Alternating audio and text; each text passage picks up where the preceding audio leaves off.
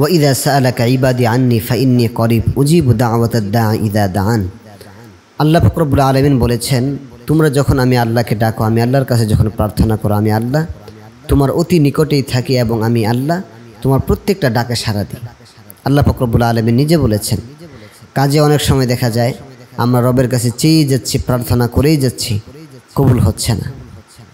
খুব অবাক হই যে রব বলেছেন শেষ রাতে ডাকলে তিনি শোনেন। হুজুররা বলেছেন অমুক অমুক জায়গায় ডাকলে, অমুক অমুক সময়ে ডাকলে আল্লাহ শুনেন, কিন্তু ডেকেই যাচ্ছি, কবুল তো হচ্ছে না। তো আসলে কবুল কেন হচ্ছে না আমার আপনার দোয়া? এই জিনিসগুলো মিলাবেন, যে এই জিনিসগুলো যদি আপনার ভিতর থাকে তাহলে আপনি দোয়া করতে করতে করতে করতে যদি মাটিতে মিশেও যান, আপনার দোয়া কবুল হবে না। কাজে আমরা সর্বপ্রথম মিলাবো যে এই বদগুণগুলো আমাদের ভিতর আছে কিনা। যদি থেকে থাকে তাহলে আমরা চেঞ্জ করে নিব, অন্যথায় আমাদের দোয়া কবুল করা হবে না, আমাদের দোয়া অ্যাকসেপ্ট করা হবে না।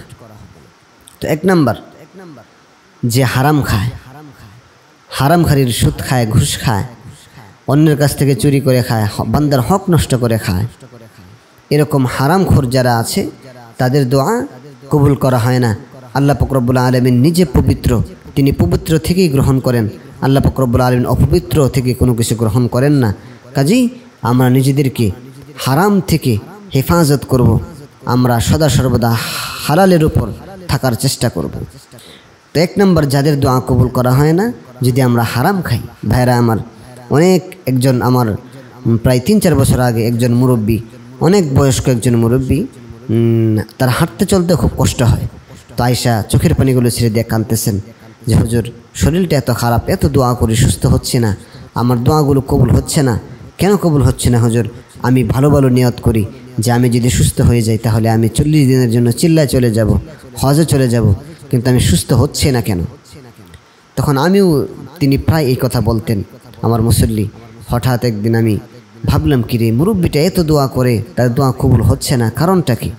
তার সম্পর্কে একটু যাচাই করতে লাগলাম, সে কেমন, তার দোয়া এত কান্নাকাটি করে, এত সুন্দরভাবে আমার কাছে এসে কাঁদে, তার দোয়া কবুল হইতেছে না, দুঃখের কথাগুলো বলে, কারণটা কি? তখন খোঁজ নিয়ে দেখলাম তিনি সুদের সাথে মারাত্মকভাবে জড়িত। তখন চিন্তা করলাম যে সুইচ বন্ধ করে ফ্যান চালানোর আশা করা যেমন বোকামি, হারাম খেয়ে নিজের জীবনের দোয়াগুলো কবুল করার আশা করাটাও তেমন বোকামি। কাজে ভাইয়েরা আমার, যাদের দোয়া কবুল হচ্ছে না, হারাম ছেড়ে দেন, ইনশাল্লাহ আপনার দোয়াগুলো অটোমেটিক আল্লাহর কাছে পৌঁছায় যাবে। এরপর যাদের দোয়া আল্লাহ পাক রব্বুল আলামিনের কাছে কবুল হয় না, যারা আল্লাহ ব্যতীত অন্য কারো কাছে চায়, ইয়্যাকা না'বুদু ওয়া ইয়্যাকা নাস্তাঈন, কেবল আমাদের রবের কাছেই আমাদের সাহায্য চাইতে হবে, দ্বিতীয় অন্য কারো কাছে আমাদের সাহায্য চাওয়া যাবে না।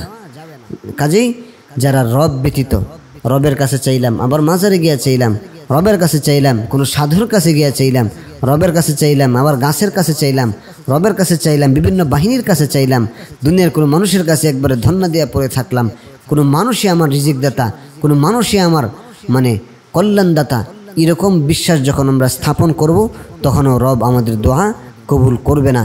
আমাদের দোয়াগুলো রব ফিরায় নেবেন, আমাদের দোয়াগুলো পেন্ডিং হয়ে থাকবে, আমাদের দোয়াগুলো অ্যাকসেপ্ট হবে না, আমাদের দোয়া আমাদের দরখাস্তগুলো মঞ্জুর হবে না।